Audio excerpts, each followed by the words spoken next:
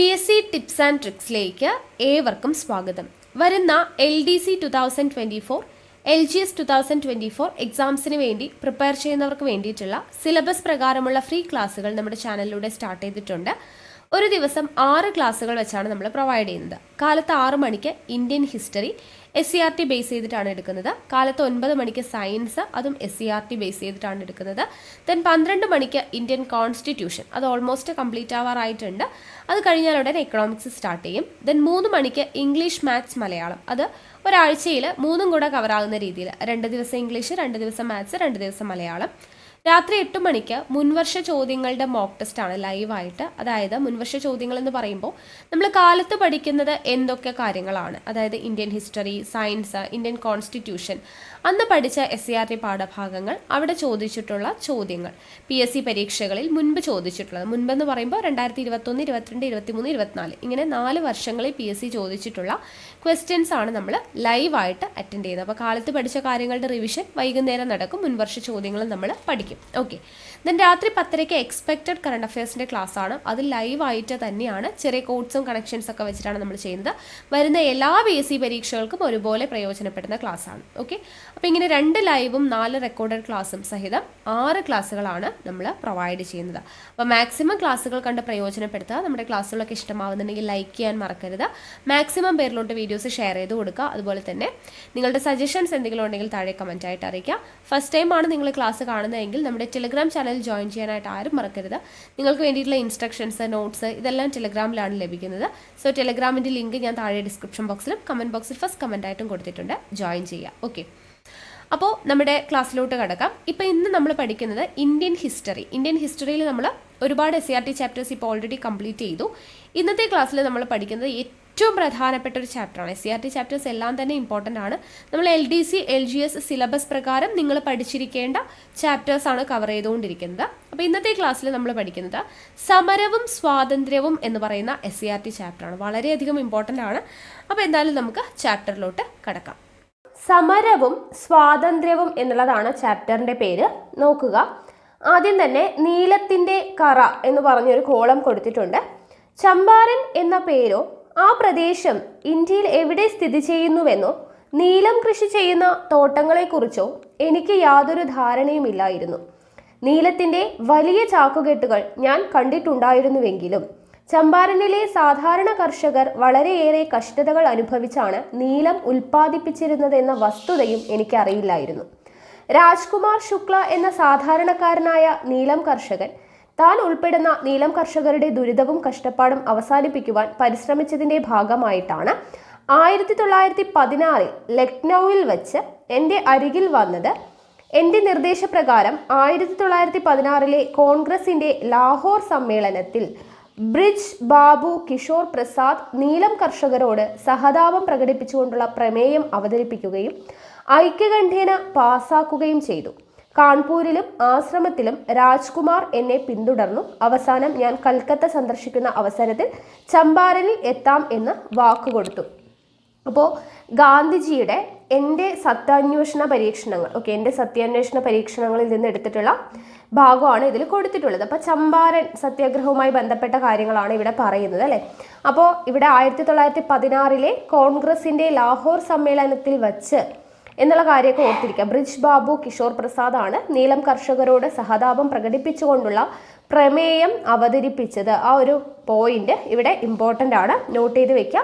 എൻ്റെ സത്യാന്വേഷണ പരീക്ഷണങ്ങൾ, മഹാത്മാഗാന്ധിയുടെ. ഓക്കെ, അപ്പോൾ നമ്മൾ ഇതെല്ലാം പഠിച്ചതാണ്, അല്ലേ? കഴിഞ്ഞ 7ാം ക്ലാസ്സിലെ ചാപ്റ്ററിൽ പഠിച്ചതാണ്. അപ്പോൾ ഒന്നുകൂടെ ഡീറ്റെയിൽഡ് ആയിട്ട് ഒരു റിവിഷൻ പോലെ എക്സ്ട്രാ പോയിന്റ്സ് ഒക്കെ ചേർത്ത് നോട്ടാക്കിയിട്ട് തയ്യാറാക്കി വെക്കുക. നോക്കുക, ബീഹാറിലെ ചമ്പാരനിൽ 1917 നടന്ന നീലം കർഷകരുടെ സമരത്തിൽ പങ്കെടുക്കാൻ ഇടയായ സാഹചര്യമാണ് ഗാന്ധിജി അദ്ദേഹത്തിൻ്റെ ആത്മകഥയിൽ വിവരിക്കുന്നത്. നമ്മളിപ്പോൾ അതാണ് വായിച്ചത്. ഈ പ്രശ്നങ്ങളിൽ ഇടപെട്ടുകൊണ്ടാണ് ഗാന്ധിജി ഇന്ത്യയിൽ പൊതുപ്രവർത്തനം ആരംഭിക്കുന്നത്. വളരെ പെട്ടെന്ന് തന്നെ സാധാരണക്കാരുടെ വിശ്വാസവും അംഗീകാരവും നേടാൻ ആർക്ക് കഴിഞ്ഞു? ഗാന്ധിജിക്ക് കഴിഞ്ഞു. അപ്പോൾ അതിൻ്റെ കാരണങ്ങൾ എന്തൊക്കെയാണ്? അദ്ദേഹത്തിന് ആളുകളുടെ, സാധാരണക്കാരുടെ വിശ്വാസവും അംഗീകാരവും നേടാൻ കാരണം എന്താണ്? ദക്ഷിണാഫ്രിക്കയിൽ ഗാന്ധിജി നടത്തിയ സമരങ്ങൾ, അതുപോലെ സാധാരണക്കാരെ പോലുള്ള ജീവിത രീതി, അദ്ദേഹത്തിൻ്റെ ഭക്ഷണം, വസ്ത്രം, ഭാഷ ഇതെല്ലാമാണ്. അതുപോലെ അഹിംസയിൽ അധിഷ്ഠിതമായിട്ടുള്ള സമരരീതി, തങ്ങളുടെ പ്രശ്നങ്ങൾ പരിഹരിക്കാൻ കഴിയുന്ന രക്ഷകനായി ഗാന്ധിജിയെ ജനങ്ങൾ വിലയിരുത്തി. ഈ കാരണങ്ങൾ കൊണ്ടാണ് അദ്ദേഹം സാധാരണക്കാരുടെ വിശ്വാസവും അംഗീകാരവും നേടിയത്. ഓക്കെ, ഇനി ഗാന്ധിജിയും ദക്ഷിണാഫ്രിക്കയും നോക്കുക. ദാദാ അബ്ദുല്ല എന്ന ഗുജറാത്തി വ്യാപാരിയുടെ കേസുകൾ വാദിക്കുന്നതിനായാണ് ഗാന്ധിജി ദക്ഷിണാഫ്രിക്കയിൽ എത്തിയത്. ഗാന്ധിജി എന്തിനാണ് ദക്ഷിണാഫ്രിക്കയിൽ എത്തിയത്? ദാദാ അബ്ദുല്ല എന്ന ഗുജറാത്തി വ്യാപാരിയുടെ കേസുകൾ വാദിക്കുന്നതിന് വേണ്ടിയിട്ടാണ് ഗാന്ധിജി ദക്ഷിണാഫ്രിക്കയിൽ എത്തുന്നത്. ദർബനിൽ നിന്ന് പ്രിട്ടോറിയയിലേക്കുള്ള ട്രെയിൻ യാത്രയിൽ, എവിടെ നിന്നാണ്? ദർബനിൽ നിന്ന് പ്രിട്ടോറിയയിലേക്കുള്ള ട്രെയിൻ യാത്രയിൽ ഇന്ത്യക്കാരനായതുകൊണ്ട് വെള്ളക്കാർക്കൊപ്പം 1-ാം ക്ലാസ്സിൽ യാത്ര ചെയ്യാൻ അവകാശമില്ല എന്ന് പറഞ്ഞുകൊണ്ട് അദ്ദേഹത്തെ ഇറക്കിവിട്ടു. ചുരുങ്ങിയ സമയം കൊണ്ട് തന്നെ ദക്ഷിണാഫ്രിക്കയിലെ ഇന്ത്യക്കാർ അനുഭവിക്കുന്ന വർണ്ണ വിവേചനത്തിന്റെ തീവ്രത അദ്ദേഹം മനസ്സിലാക്കി. അപ്പോൾ വെള്ളക്കാരുടെ കൂടെ യാത്ര ചെയ്യാനായിട്ട്, 1-ാം ക്ലാസ്സിൽ യാത്ര ചെയ്യാനായിട്ട് പാടില്ല എന്ന കാരണം കൊണ്ട് അദ്ദേഹത്തെ ഇറക്കി വിട്ടു. എങ്ങോട്ട് പോകുമ്പോൾ? ദർബനിൽ നിന്നും പ്രിട്ടോറിയയിലേക്കുള്ള ട്രെയിൻ യാത്രക്കിടയിൽ. അപ്പോൾ ആ ഒരു ചുരുങ്ങിയ സമയം കൊണ്ട് തന്നെ ഈ ദക്ഷിണാഫ്രിക്കയിൽ ഇന്ത്യക്കാർ അനുഭവിക്കുന്ന വർണ്ണ വിവേചനത്തിന്റെ തീവ്രത അദ്ദേഹം മനസ്സിലാക്കി. അവിടെ ഉണ്ടായിരുന്ന 21 വർഷക്കാലവും ദക്ഷിണാഫ്രിക്കയിലെ വെള്ളക്കാരല്ലാത്തവരുടെ പ്രശ്നങ്ങൾ പരിഹരിക്കുന്നതിനാണ് ആര് ശ്രമിച്ചത്?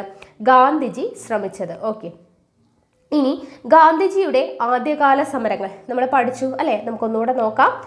അപ്പോൾ നോക്കുക, ഏതൊക്കെയാണ് നമ്മൾ ഡീറ്റെയിൽഡ് ആയിട്ട് പഠിച്ചിട്ടുണ്ടായിരുന്നതാണ്. ചമ്പാരനിലെ നീലം കർഷകരുടെ സമരം എന്താണ് എന്നുള്ളതൊക്കെ നമ്മൾ ഡീറ്റെയിൽഡ് ആയിട്ട് പഠിച്ചു അല്ലേ?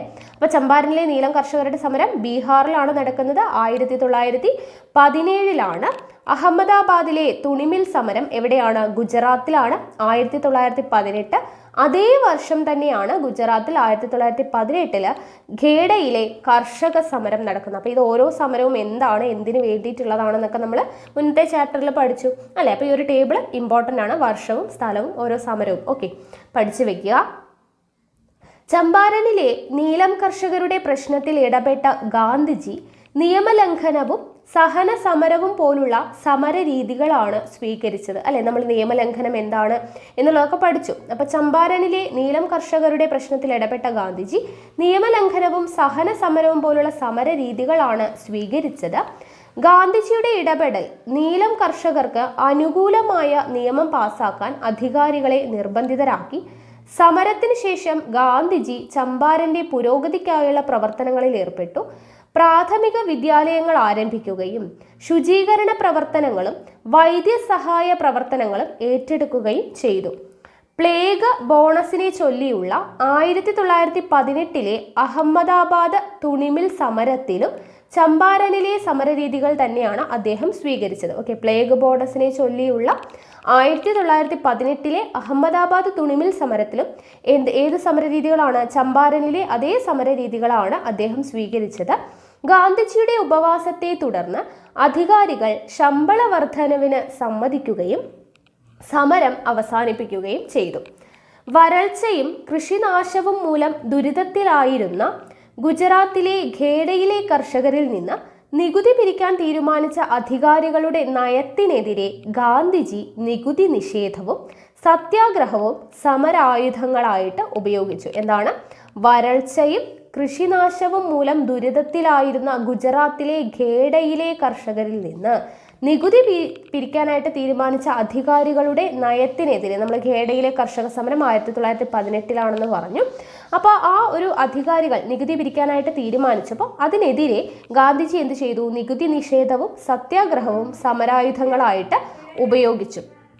അതിൻ്റെ ഫലമായി സർക്കാർ നികുതി ഇളവുകൾ നൽകാൻ തയ്യാറായി. സത്യാഗ്രഹത്തിലും അഹിംസയിലും അധിഷ്ഠിതമായ ആദ്യകാല സമരങ്ങൾ ഗാന്ധിജിയെ ജനസമൂഹത്തിന്റെ നേതാവാക്കി തീർത്തു. അപ്പം നമ്മൾ ഓരോ വരികളും വായിക്കുന്നത് അത്രത്തോളം, നമുക്ക് സ്റ്റേറ്റ്മെന്റ് ടൈപ്പ് ക്വസ്റ്റ്യൻസ് ഒക്കെ വരുമ്പോൾ എവിടെ നിന്നാണ് ചോദിക്കുക എന്നറിയില്ല. അപ്പം അതുകൊണ്ടാണ് ഓരോ പോയിന്റും വായിക്കുന്നത് കേട്ടോ.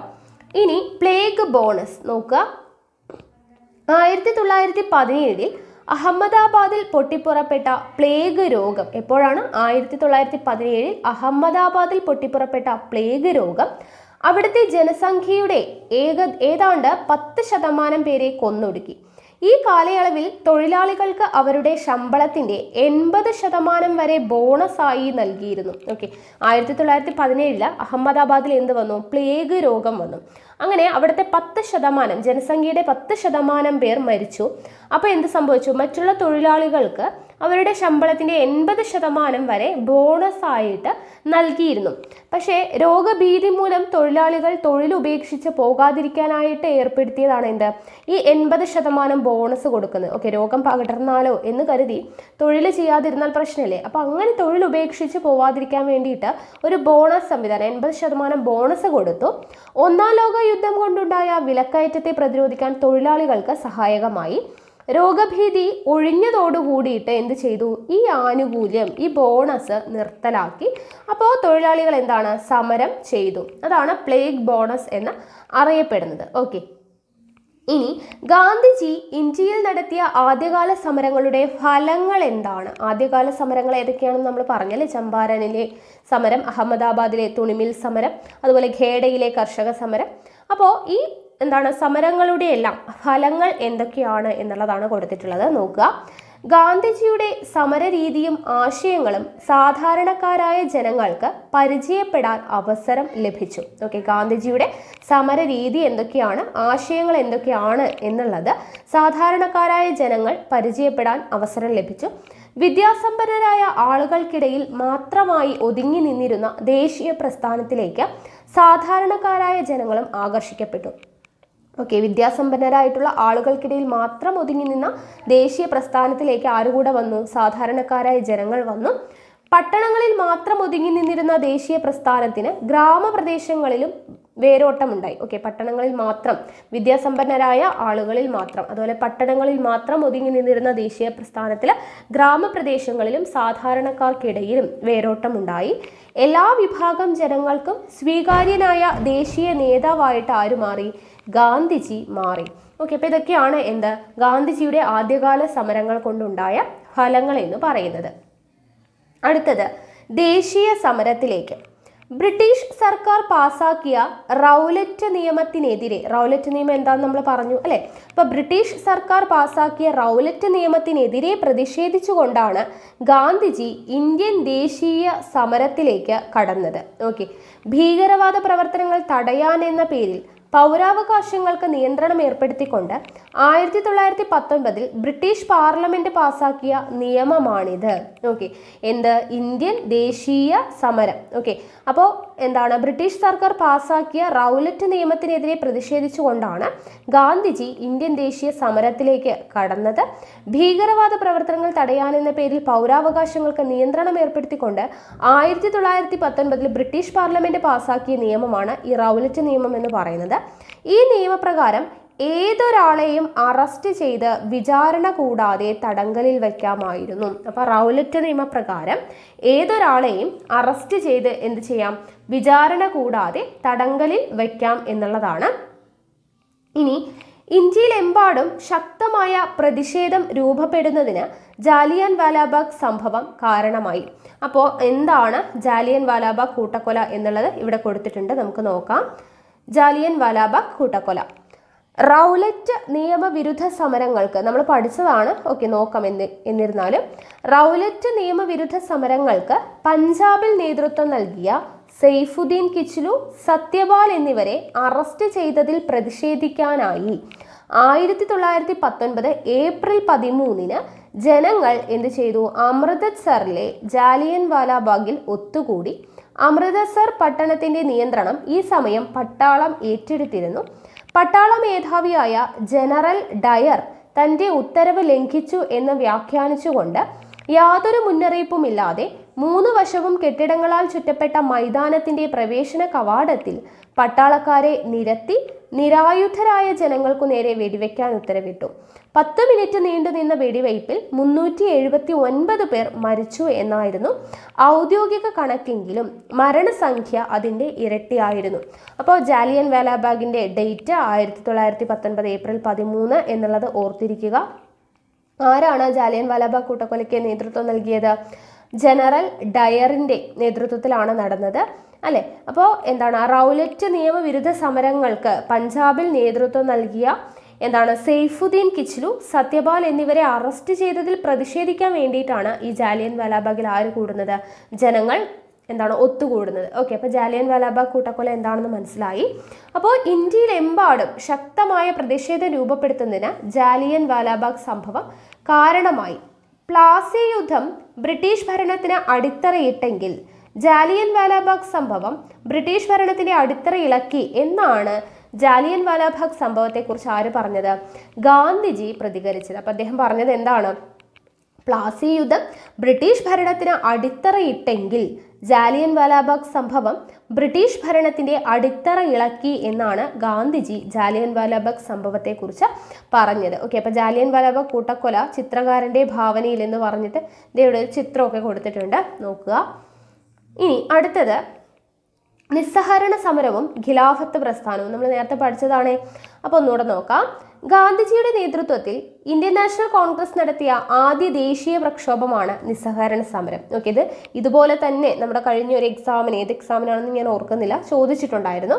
ഗാന്ധിജിയുടെ നേതൃത്വത്തിൽ ഇന്ത്യൻ നാഷണൽ കോൺഗ്രസ് നടത്തിയ ആദ്യത്തെ ദേശീയ പ്രക്ഷോഭമാണ് നിസ്സഹകരണ സമരം. അവിടെ കുറേ പേരൊക്കെ ചമ്പാരൻ സമരം, ഇന്ത്യയുടെ ആദ്യത്തെ എന്ന് പറഞ്ഞപ്പോൾ ആദ്യത്തെ സമരം ചമ്പാരൻ സമരം എന്ന് എഴുതി വെച്ചിട്ടുണ്ടായിരുന്നു. പക്ഷെ ആദ്യത്തെ ദേശീയ പ്രക്ഷോഭം എന്ന് എടുത്തു ചോദിച്ചിട്ടുണ്ടെങ്കിൽ നിസ്സഹകരണ സമരമാണ്. ഓക്കെ, റൗലറ്റ് വിരുദ്ധ സമരം നൽകിയ ആത്മവിശ്വാസം ബ്രിട്ടീഷ് ഭരണത്തോട് നിസ്സഹകരണം പ്രഖ്യാപിക്കാൻ ഗാന്ധിജിയെ പ്രേരിപ്പിച്ചു. ബ്രിട്ടീഷ് ഭരണത്തോട് നിസ്സഹകരണം പ്രഖ്യാപിക്കാൻ ഗാന്ധിജിയെ പ്രേരിപ്പിച്ചു. നിസ്സഹകരണത്തിന്റെ സവിശേഷതകൾ എന്തൊക്കെയാണ് എന്നുള്ളതാണ് ഇവിടെ ഒരു കൊടുത്തിട്ടുള്ളത്. ഓക്കെ, ഇവിടെ ഒരു സർക്കിളിൽ കൊടുത്തിരിക്കുന്നുണ്ടോ, നിസ്സഹകരണ സമരത്തിന്റെ സവിശേഷതകളാണ് കൊടുത്തിട്ടുള്ളത്. നോക്കുക എന്തൊക്കെയാണ്. വക്കീലന്മാർ കോടതികൾ ബഹിഷ്കരിക്കുക. ഇതിന്റെ കുറേയധികം പോയിന്റ്സ് നമ്മൾ ഫസ്റ്റ് 7ാം ക്ലാസ്സിൽ ഒരു ചാപ്റ്റർ പഠിച്ചപ്പോൾ പഠിച്ചു അല്ലെ.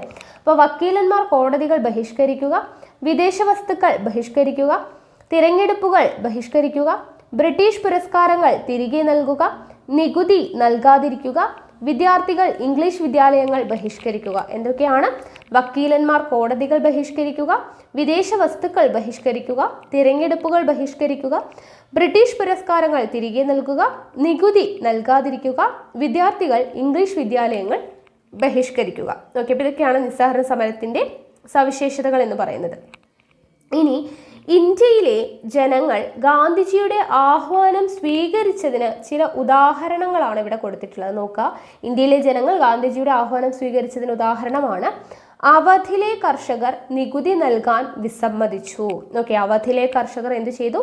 നികുതി നൽകാനായിട്ട് വിസമ്മതിച്ചു. വടക്കൻ ആന്ധ്രയിലെ ഗിരിവർഗക്കാർ വന നിയമം ലംഘിച്ച് വനത്തിനുള്ളിൽ പ്രവേശിക്കുകയും ഉൽപ്പന്നങ്ങൾ ശേഖരിക്കുകയും ചെയ്തു. നമ്മൾ പറഞ്ഞു ഗോത്രവർഗക്കാർക്കെതിരെ ചൂഷണം കൊണ്ടുവന്നപ്പോൾ വന നിയമം കൊണ്ടുവന്നെന്ന് പറഞ്ഞു. അപ്പോൾ ആ നിയമം ലംഘിക്കുക എന്ന് പറയുന്നത് ബ്രിട്ടീഷുകാരെ എതിർക്കുന്നത് പോലെയാണ് അല്ലേ. അപ്പോൾ വടക്കൻ ആന്ധ്രയിലെ ഗിരിവർഗക്കാർ വന നിയമം ലംഘിച്ച് എന്ത് ചെയ്തു? വനത്തിനുള്ളിൽ പ്രവേശിക്കുകയും ഉൽപ്പന്നങ്ങൾ ശേഖരിക്കുകയും ചെയ്തു. ദെൻ ഉത്തർപ്രദേശിലെ കർഷകർ കോളനി ഉദ്യോഗസ്ഥരുടെ ചുമടുകൾ എടുക്കാൻ വിസമ്മതിച്ചു. ഓക്കെ, ഉത്തർപ്രദേശിലെ കർഷകർ കോളനി ഉദ്യോഗസ്ഥരുടെ ചുമടുകൾ എടുക്കാൻ വിസമ്മതിച്ചു. തൊഴിലാളികൾ പണിമുടക്കി. വക്കീലന്മാർ കോടതിയിൽ പോകാൻ വിസമ്മതിച്ചു. വിദ്യാർത്ഥികൾ ബ്രിട്ടീഷ് സർക്കാരിന്റെ സ്കൂളുകളും കോളേജുകളും ഉപേക്ഷിച്ചു. സ്ത്രീകളടക്കമുള്ള ജനങ്ങൾ വിദേശ വസ്ത്രങ്ങൾ പൊതുനിരത്തുകളിൽ കൂട്ടിയിട്ട് കത്തിച്ചു. അപ്പോൾ ഇതൊക്കെ എന്താണ്? ജനങ്ങൾ ഗാന്ധിജിയുടെ ആഹ്വാനം സ്വീകരിച്ചതിനുള്ള തെളിവുകളാണ്. ഓക്കെ, ബഹിഷ്കരണത്തോടൊപ്പം നിർമ്മാണ പ്രവർത്തനങ്ങൾക്കും ഗാന്ധിജി ആഹ്വാനം നൽകിയിട്ടുണ്ട്. ഓക്കെ, ബഹിഷ്കരണം മാത്രമല്ല, ഇപ്പം ഇത്രയും നേരം നമ്മൾ പറഞ്ഞത് ബഹിഷ്കരണമാണ്. അതോടൊപ്പം തന്നെ നിർമ്മാണ പ്രവർത്തനങ്ങൾക്കും കൂടി ഗാന്ധിജി എന്ത് ചെയ്തു? ആഹ്വാനം നൽകി.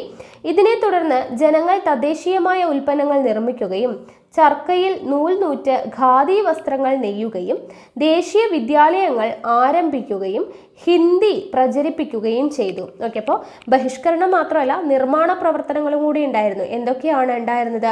ജനങ്ങൾ തദ്ദേശീയമായിട്ടുള്ള ഉൽപ്പന്നങ്ങൾ നിർമ്മിച്ചു, ചർക്കയിൽ നൂൽനൂറ്റ് ഖാദി വസ്ത്രങ്ങൾ നെയ്തു, ദേശീയ വിദ്യാലയങ്ങൾ ആരംഭിച്ചു, ഹിന്ദി പ്രചരിപ്പിച്ചു. ഓക്കെ, അയിത്തോച്ചാടന പ്രവർത്തനങ്ങളും ഇതിൻ്റെ ഭാഗമായിരുന്നു. എന്താണ്? അയിത്തോച്ചാടന പ്രവർത്തനങ്ങളും ഇതിൻ്റെ ഭാഗമായിരുന്നു. അക്കാലത്ത് സ്ഥാപിക്കപ്പെട്ട ദേശീയ വിദ്യാലയങ്ങൾക്ക് ഉദാഹരണമാണ്, ഇമ്പോർട്ടൻ്റ് ആണ് കേട്ടോ. ദേശീയ വിദ്യാലയങ്ങൾ ഏതൊക്കെയാണ്? കാശി വിദ്യാപീഠം, ഗുജറാത്ത് വിദ്യാപീഠം, ജാമിയ മിലിയ തുടങ്ങിയവ. ജാമിയ മിലിയ നമ്മൾ പഠിച്ചിട്ടുണ്ടായിരുന്നു അല്ലെ. ഇപ്പൊ കാശി വിദ്യാഭ്യാസ പീഠം, ഗുജറാത്ത് വിദ്യാപീഠം, ജാമിയ മിലിയ തുടങ്ങിയവയാണ് ദേശീയ വിദ്യാലയങ്ങൾ. ഇംഗ്ലീഷ് വിദ്യാലയങ്ങൾ ബഹിഷ്കരിച്ചിറങ്ങിയ വിദ്യാർത്ഥികൾ ദേശീയ വിദ്യാഭ്യാസത്തിലേക്ക് ആകർഷിക്കപ്പെട്ടു. നിസ്സഹരണ സമരം നടക്കുന്ന അതേ കാലഘട്ടത്തിൽ ഇന്ത്യയിലെ ഖിലാഫത്ത് നേതാക്കളായ മൗലാന മുഹമ്മദ് അലി, മൗലാന ഷൗക്കത്ത് അലി എന്നിവരുടെ നേതൃത്വത്തിൽ ഖിലാഫത്ത് പ്രസ്ഥാനം ശക്തി പ്രാപിച്ചു. ഓക്കെ, അപ്പോൾ അത് നമ്മൾ പഠിച്ചതാണ്.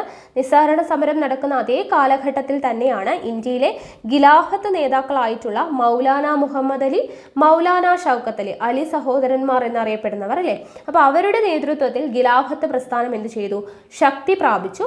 ഖിലാഫത്ത് പ്രസ്ഥാനത്തെ ഇന്ത്യൻ ദേശീയ പ്രസ്ഥാനത്തോട് ചേർത്ത് നിർത്തിയതിലൂടെ സ്വാതന്ത്ര്യ സമരത്തിൽ മുസ്ലിങ്ങളുടെ സജീവ സാന്നിധ്യം ഉറപ്പാക്കാൻ ആർക്ക് കഴിഞ്ഞു? ഗാന്ധിജിക്ക് കഴിഞ്ഞു. ഗാന്ധിജി ഖിലാഫത്ത് നേതാക്കളോടൊപ്പം ഇന്ത്യയിലുടനീളം സഞ്ചരിച്ച് തൻ്റെ ആശയങ്ങൾ പ്രചരിപ്പിച്ചു. അപ്പോൾ ഇങ്ങനെ ഖിലാഫത്ത് നേതാക്കളോടൊപ്പം ഇന്ത്യയിലുടനീളം സഞ്ചരിച്ച് തൻ്റെ ആശയങ്ങൾ പ്രചരിപ്പിച്ചതിൻ്റെ ഫലമായി എന്തുണ്ടായി? ബ്രിട്ടീഷ് വിരുദ്ധ വികാരം ഇന്ത്യയുടെ മുക്കിലും മൂലയിലും എത്തി. ഹിന്ദു മുസ്ലിം ഐക്യം എന്ത് ചെയ്തു? ശക്തിപ്പെടുകയും ചെയ്തു. ഓക്കെ, ബ്രിട്ടീഷ് വിരുദ്ധ വികാരം ഇന്ത്യയുടെ മുക്കിലും മൂലയിലും എത്തി. ഹിന്ദു മുസ്ലിം ഐക്യം ശക്തിപ്പെട്ടു. അപ്പോൾ ഖിലാഫത്ത് പ്രസ്ഥാനം എന്ന് പറഞ്ഞു കൊടുത്തിട്ടുണ്ട്. എന്താണ് ഖിലാഫത്ത് പ്രസ്ഥാനം? നമ്മൾ പഠിച്ചതാണ്. ഒന്നാം ലോക യുദ്ധത്തിന് ശേഷം തുർക്കിയിലെ ഭരണാധികാരിയും ലോക മുസ്ലിങ്ങളുടെ ആത്മീയ നേതാവുമായിരുന്ന ഖലീഫയുടെ അധികാരങ്ങൾ പരിമിതപ്പെടുത്താനുള്ള ബ്രിട്ടന്റെ ശ്രമങ്ങൾക്കെതിരെ ലോകത്തിന്റെ വിവിധ ഭാഗങ്ങളിൽ ഉയർന്നു വന്നതാണ് ഖിലാഫത്ത് പ്രസ്ഥാനം. പഠിച്ചതാണല്ലോ. നോക്കുക, ഉത്തർപ്രദേശിലെ ചൗരി ചൗര എന്ന ഗ്രാമത്തിൽ ജനങ്ങൾക്കു നേരെ പോലീസ് വെടിവെച്ചതിൽ രോഷാകുലരായ ജനങ്ങൾ പോലീസ് സ്റ്റേഷൻ ആക്രമിച്ചു തീയിട്ടു. 22 പോലീസുകാർ കൊല്ലപ്പെട്ടു. ഈ സംഭവം ഗാന്ധിജിയെ വേദനിപ്പിച്ചു. നിസ്സഹരണ പ്രസ്ഥാനം നിർത്തിവെക്കാൻ ഗാന്ധിജി ആഹ്വാനം ചെയ്തു. ഇത് നമ്മൾ പഠിച്ചു അല്ലെ. അപ്പോൾ ഈ ഒരു ചൗരി ചൗര സംഭവം കാരണമാണ് ഗാന്ധിജി എന്ത് നിർത്തുന്നത്? നിസ്സഹരണ സമരം. ഇപ്പൊ ഇതും ചോദിക്കുന്നതാണ്. ഗാന്ധിജി നിസ്സഹരണ സമരം നിർത്തിവെക്കാനുണ്ടായ സംഭവം എന്താണ്? ചൗരി ചൗര സംഭവമാണ്. ഓക്കെ, അടുത്തത് നോക്കുക. പൂർണ്ണ സ്വരാജും സിവിൽ നിയമലംഘനവും. ഇതെല്ലാം നമ്മൾ പഠിച്ചതുകൊണ്ടാണ് ഞാൻ ജസ്റ്റ് ഒന്ന് വായിച്ചു പോകുന്നത് കേട്ടോ. പൂർണ്ണ സ്വരാജും സിവിൽ നിയമലംഘനവും ഇന്ത്യൻ സ്വാതന്ത്ര്യ സമരത്തിലെ വഴിത്തിരിവായിരുന്നു 1929 ലാഹോറിൽ വച്ച് ജവഹർലാൽ നെഹ്റുവിന്റെ നേതൃത്വത്തിൽ അല്ലെങ്കിൽ അധ്യക്ഷതയിൽ നടന്ന ഇന്ത്യൻ നാഷണൽ കോൺഗ്രസിന്റെ സമ്മേളനം. പ്രസ്തുത സമ്മേളനത്തിൽ താഴെ പറയുന്ന തീരുമാനങ്ങൾ കൈക്കൊണ്ടു. അപ്പോൾ 1929 ലാഹോർ സമ്മേളനത്തിൽ ജവഹർലാൽ നെഹ്റുവിന്റെ അധ്യക്ഷതയിൽ നടന്ന സമ്മേളനത്തിൽ കൈക്കൊണ്ട തീരുമാനങ്ങൾ എന്തൊക്കെയാണ്? ഒന്ന്, ഇന്ത്യൻ സ്വാതന്ത്ര്യ സമരത്തിന്റെ അന്തിമ ലക്ഷ്യം പൂർണ്ണ സ്വരാജ് ആണെന്ന് ഈ സമ്മേളനം പ്രഖ്യാപിച്ചു. ഇന്ത്യൻ സ്വാതന്ത്ര്യ സമരത്തിന്റെ അന്തിമ ലക്ഷ്യം എന്താണ്? പൂർണ്ണ സ്വരാജ് എന്ന് വെച്ചാൽ സമ്പൂർണ്ണ സ്വാതന്ത്ര്യം ആണെന്ന് സമ്മേളനം പ്രഖ്യാപിച്ചു. ഗാന്ധിജിയുടെ നേതൃത്വത്തിൽ സിവിൽ നിയമലംഘനം ആരംഭിക്കുവാൻ തീരുമാനിച്ചു. ഗാന്ധിജിയുടെ നേതൃത്വത്തിൽ സിവിൽ നിയമലംഘനം ആരംഭിക്കുവാൻ തീരുമാനിച്ചു. ബ്രിട്ടീഷുകാരുടെ ജനവിരുദ്ധമായ സിവിൽ നിയമങ്ങളെ ലംഘിക്കുക എന്നതായിരുന്നു ഇതുകൊണ്ട് ഉദ്ദേശിച്ചത്. ഈ സമരത്തിന്റെ ഭാഗമായി ഗാന്ധിജി മുന്നോട്ട് വെച്ച ആവശ്യങ്ങളാണ്. അപ്പോൾ സിവിൽ നിയമലംഘനവുമായി ബന്ധപ്പെട്ട് ഗാന്ധിജി മുന്നോട്ട് വെച്ച ആശയങ്ങൾ എന്തൊക്കെയാണ് എന്നുള്ളത് ഇവിടെ കൊടുത്തിട്ടുണ്ട്. എന്തൊക്കെയാണ്? ഉപ്പു നികുതി എടുത്തു കളയുക, കൃഷിക്കാർക്ക് 50% നികുതി ഇളവ് നൽകുക, വിദേശ വസ്ത്രങ്ങളുടെ ഇറക്കുമതിക്ക് ചുമത്തുന്ന നികുതി വർദ്ധിപ്പിക്കുക, രാഷ്ട്രീയ തടവുകാരെ വിട്ടയക്കുക, സൈനിക ചെലവും ഉയർന്ന ഉദ്യോഗസ്ഥരുടെ ശമ്പളവും വെട്ടിക്കുറയ്ക്കുക, ഇന്ത്യക്കാരെ നിരീക്ഷിക്കുന്നതിനായി നിയോഗിച്ചിട്ടുള്ള രഹസ്യാന്വേഷണ വിഭാഗത്തെ പിരിച്ചുവിടുക, തീരദേശ കപ്പൽ ഗതാഗതം ആരംഭിക്കുക, സമ്പൂർണ്ണ മദ്യ നിരോധനം നടപ്പിലാക്കുക. അപ്പോൾ സിവിൽ നിയമലംഘനവുമായി ബന്ധപ്പെട്ട് ഗാന്ധിജി മുന്നോട്ട് വെച്ച ആശയങ്ങളാണ്. ഒന്നുകൂടി പറയാം, ഇമ്പോർട്ടൻ്റ് ആണ്. ഉപ്പു നികുതി എടുത്തു കളയുക, കൃഷിക്കാർക്ക് 50% നികുതി ഇളവ് നൽകുക, വിദേശ വസ്ത്രങ്ങളുടെ ഇറക്കുമതിക്ക് ചുമത്തുന്ന നികുതി വർദ്ധിപ്പിക്കുക, രാഷ്ട്രീയ തടവുകാരെ വിട്ടയക്കുക, സൈനിക ചെലവും ഉയർന്ന ഉദ്യോഗസ്ഥരുടെ ശമ്പളവും വെട്ടിക്കുറയ്ക്കുക, ഇന്ത്യക്കാരെ നിരീക്ഷിക്കുന്നതിനായി നിയോഗിച്ചിട്ടുള്ള രഹസ്യാന്വേഷണ വിഭാഗത്തെ പിരിച്ചുവിടുക, തീരദേശ കപ്പൽ ഗതാഗതം ആരംഭിക്കുക, സമ്പൂർണ്ണ മദ്യ നിരോധനം നടപ്പിലാക്കുക എന്നുള്ളതാണ്. ഓക്കെ, ഉപ്പ് സമരായുധമായി തിരഞ്ഞെടുക്കാൻ ഗാന്ധിജിയെ പ്രേരിപ്പിച്ച ഘടകങ്ങൾ എന്തൊക്കെയാണ് എന്നുള്ളതാണ് ഇവിടെ കൊടുത്തിരിക്കുന്നത്. ഉപ്പ് സമരായുധമായി തിരഞ്ഞെടുക്കാൻ എന്തൊക്കെയാണ് കാരണം? ഇത് നമ്മൾ പഠിച്ചതാണ്. ബ്രിട്ടീഷ് സർക്കാരിന്റെ നികുതി വരുമാനത്തിന്റെ 2/5 ഉപ്പിനുമേൽ ചുമത്തുന്ന നികുതിയായിരുന്നു. അല്ലെ, ബ്രിട്ടീഷ് സർക്കാരിന്റെ നികുതി വരുമാനത്തിന്റെ 2/5 എന്തായിരുന്നു? ഉപ്പിനുമേൽ ചുമത്തുന്ന നികുതിയായിരുന്നു. ദാരിദ്ര്യർക്ക് ഈ നികുതി വലിയ ഭാരമായിരുന്നു. തദ്ദേശീയരായ ചെറുകിട ഉൽപാദകർക്കുമേൽ ഉപ്പുണ്ടാക്കുന്നതിന് നിരോധനം ഏർപ്പെടുത്തി. ഉപ്പിന്റെ വില 3 മടങ്ങ് വർദ്ധിച്ചു. സാധാരണക്കാരെ ഉണർത്താൻ ഉതകുന്ന ഒരു മുദ്രാവാക്യമായിരുന്നു ഉപ്പു നികുതി എടുത്തു കളയുക എന്നുള്ളത്. ഉപ്പു നികുതി എടുത്തു കളയുക. അപ്പൊ ഇതൊക്കെയാണ് ഉപ്പ് സമരായുധമാക്കി തിരഞ്ഞെടുക്കാനായിട്ട് ഗാന്ധിജിയെ പ്രേരിപ്പിച്ച കാരണങ്ങൾ. ഇനി ഇവിടെ നോക്കുക, നിയമലംഘന സമരത്തിന്റെ ശക്തി വിശദീകരിച്ചുകൊണ്ട് ഗാന്ധിജി പറഞ്ഞ വാക്കുകളാണ്. 7 ലക്ഷം ഗ്രാമങ്ങളിലെ 10 പേർ വീതം ഉപ്പ് കുറുക്കാൻ തുടങ്ങുകയാണെങ്കിൽ ഈ സർക്കാരിന് എന്തു ചെയ്യുവാൻ കഴിയും? നിങ്ങൾക്ക് ഊഹിക്കാവുന്നതിൽ ഏറ്റവും നീചനായ സ്വേച്ഛാധിപതി പോലും സമാധാനപരമായി നിയമം ലംഘിക്കുന്ന ജനതയെ പീരങ്കി കൊണ്ട് നേരിടാൻ ഊറ്റം കാണിക്കുകയില്ല. നിങ്ങൾ ഒരൽപ്പം സ്വയം മാറാൻ തയ്യാറായാൽ നമുക്ക് ഈ സർക്കാരിനെ കുറഞ്ഞ സമയം കൊണ്ട് ക്ഷീണിപ്പിക്കുവാൻ കഴിയുമെന്ന് ഞാൻ നിങ്ങൾക്ക് ഉറപ്പ് നൽകുന്നു. ഗാന്ധിജി പറഞ്ഞതാണ് നിയമലംഘന സമരത്തിന്റെ ശക്തിയെക്കുറിച്ച്. നോക്കി, അടുത്തത് വട്ടമേശ സമ്മേളനങ്ങളാണ്. ഇന്ത്യയിൽ നടപ്പിൽ വരുത്തേണ്ട ഭരണപരിഷ്കാരങ്ങളെക്കുറിച്ച് ചർച്ച ചെയ്യാനായി ബ്രിട്ടീഷ് ഗവൺമെന്റ് ലണ്ടനിലെ ജെയിംസ് പാലസിൽ 1930, 31, 32 എന്നീ വർഷങ്ങളിൽ 3 വട്ടമേശ സമ്മേളനങ്ങൾ വിളിച്ചു ചേർത്തു. 2ാം വട്ടമേശ സമ്മേളനത്തിലാണ് ഇന്ത്യൻ നാഷണൽ കോൺഗ്രസിനെ പ്രതിനിധീകരിച്ച് ആര് പങ്കെടുക്കുന്നത്? ഗാന്ധിജി പങ്കെടുക്കുന്നത്. ഇതും നമ്മൾ പഠിച്ചതാണ്. 3 വട്ടമേശ സമ്മേളനങ്ങളുണ്ട്. 3ലും പങ്കെടുത്ത ആളാരാണ്? ഡോക്ടർ BR അംബേദ്കർ ആണ്. 2ാം വട്ടമേശ സമ്മേളനത്തിലാണ് ഗാന്ധിജി പങ്കെടുക്കുന്നത്. വർഷം 1930, 1931, 1932 എന്നീ വർഷങ്ങളിലാണ് വട്ടമേശ സമ്മേളനങ്ങൾ. ഓക്കെ, ഗാന്ധിജിയുടെ ആഹ്വാനം ഏറ്റെടുത്ത ജനങ്ങൾ ഇന്ത്യയുടെ വിവിധ ഭാഗങ്ങളിൽ എന്ത് ചെയ്തു? ഉപ്പ് കുറുക്കി നിയമലംഘനത്തിൽ പങ്കാളികളായി. കേരളത്തിൽ പയ്യന്നൂർ, തമിഴ്നാട്ടിൽ വേദാരണ്യം, മഹാരാഷ്ട്രയിൽ ബോംബെ, ബംഗാളിൽ നവഖാലി, വടക്കു പടിഞ്ഞാറൻ അതിർത്തി പ്രദേശം തുടങ്ങിയവ നിയമലംഘന സമരത്തിന്റെ പ്രധാന കേന്ദ്രങ്ങളായി. അപ്പൊ നിയമലംഘന സമരത്തിന്റെ പ്രധാന കേന്ദ്രങ്ങൾ എവിടേക്കാണ്?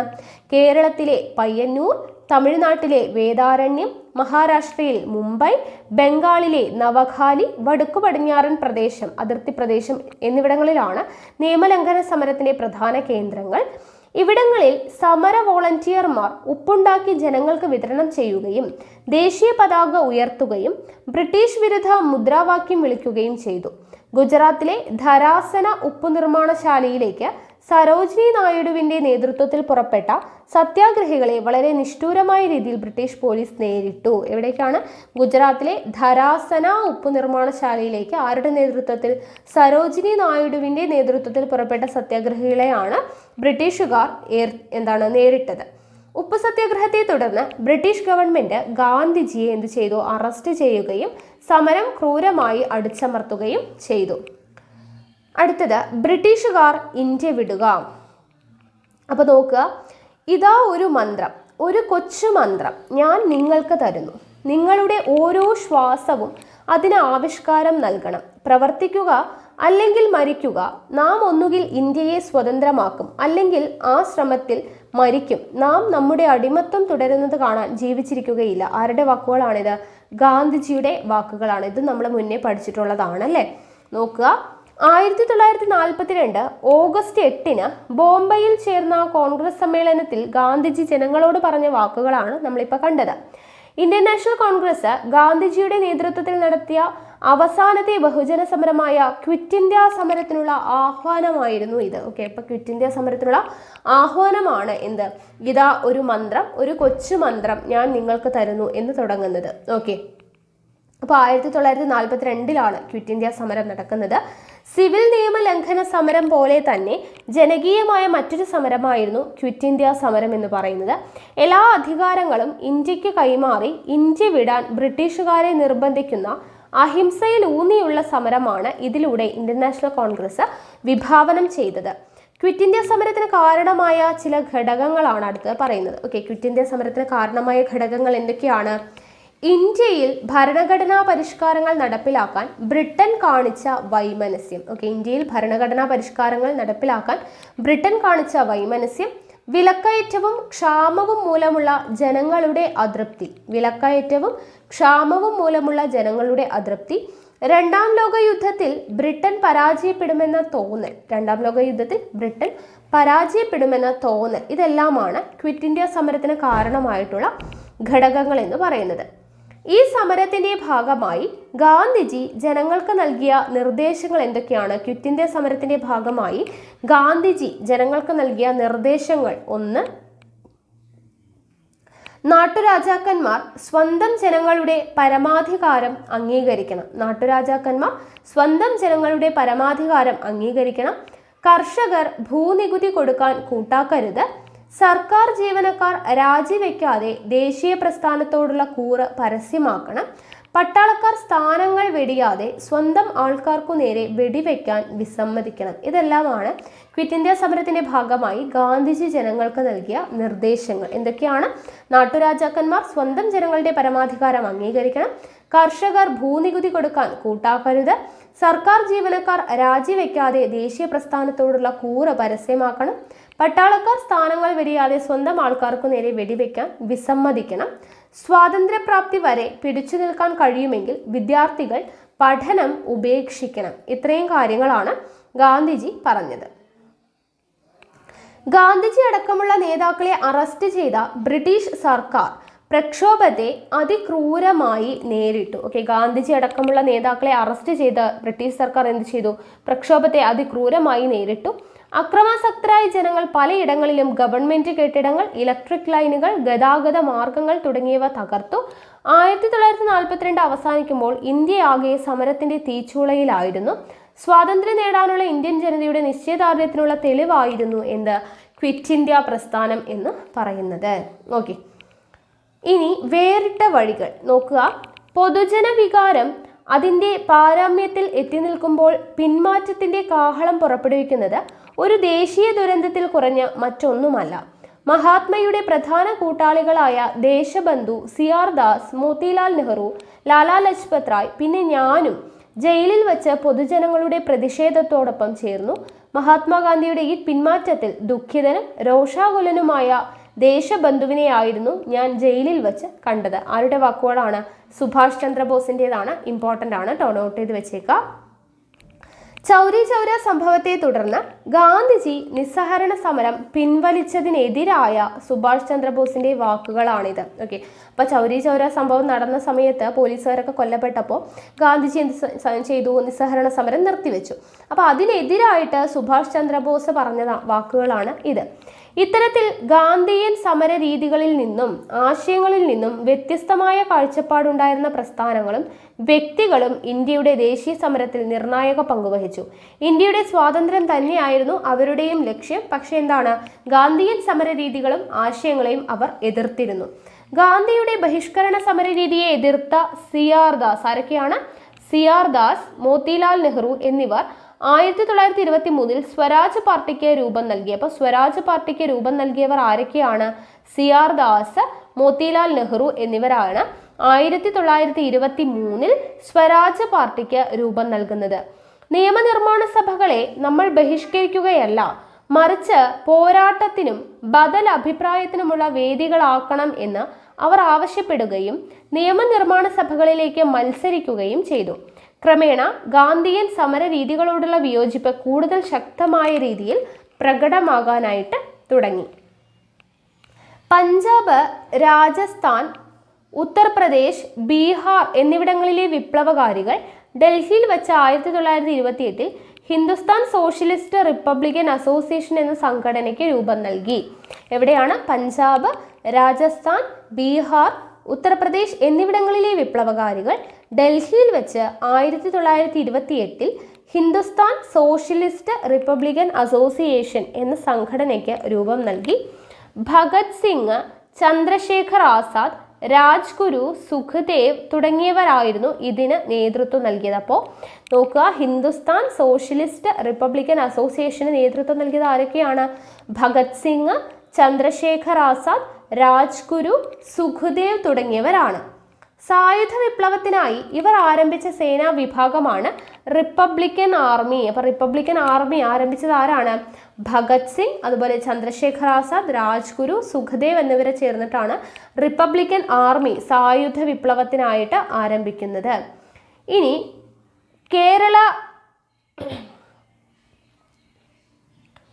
ഇനി കോളനി ഭരണം അട്ടിമറിക്കുകയും ഇന്ത്യൻ സംസ്ഥാനങ്ങളുടെ ഫെഡറൽ റിപ്പബ്ലിക് സ്ഥാപിക്കുന്നതിന് സായുധ വിപ്ലവം സംഘടിപ്പിക്കുകയുമായിരുന്നു ഇവരുടെ ലക്ഷ്യം.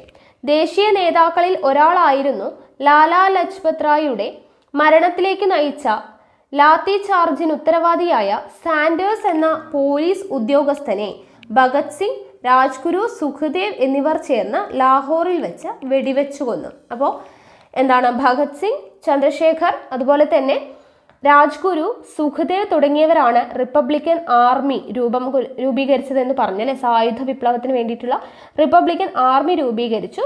കോളനി ഭരണം അട്ടിമറിക്കുകയും ഇന്ത്യൻ സംസ്ഥാനങ്ങളുടെ ഫെഡറൽ റിപ്പബ്ലിക് സ്ഥാപിക്കുന്നതിന് സായുധ വിപ്ലവം സംഘടിപ്പിക്കുകയുമായിരുന്നു ആരുടെ ലക്ഷ്യം? ഭഗത് സിംഗിന്റെയും ചന്ദ്രശേഖർ ആസാദിന്റെയും രാജ്ഗുരുവിന്റെയും സുഖദേവിന്റെയും എല്ലാം ലക്ഷ്യം. ദേശീയ നേതാക്കളിൽ ഒരാളായിരുന്ന ലാലാ ലജ്പത് റായിയുടെ മരണത്തിലേക്ക് നയിച്ച ലാത്തി ചാർജിന് ഉത്തരവാദിയായിട്ടുള്ള സാൻഡേഴ്സ് എന്ന് പറയുന്ന പോലീസ് ഉദ്യോഗസ്ഥൻ. അപ്പോൾ ലാലാ ലജ്പത് റായിയുടെ മരണത്തിലേക്ക് നയിച്ച ലാത്തി ചാർജിന് ഉത്തരവാദിയായ പോലീസുകാരൻ ആരാണ്? സാൻഡേഴ്സ് ആണ്. സാൻഡേഴ്സ് എന്ന പോലീസ് ഉദ്യോഗസ്ഥനെ ഇവർ ചേർന്നിട്ട്, ഭഗത് സിംഗും രാജ്ഗുരു, സുഖദേവും ചേർന്നിട്ട് ലാഹോറിൽ വെച്ച് എന്ത് ചെയ്തു?